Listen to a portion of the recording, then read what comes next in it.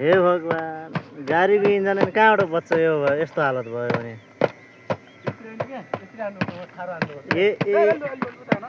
एक माना होइन, एक पाथी छ क्या यार?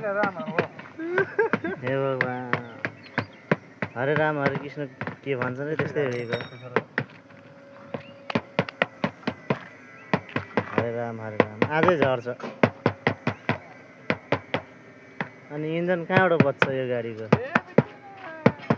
अनि गाडीले किन तेल धेरै नखाला, गाडीको इन्जन किन नजाला, गाडीको रिङ किन नबस्ला?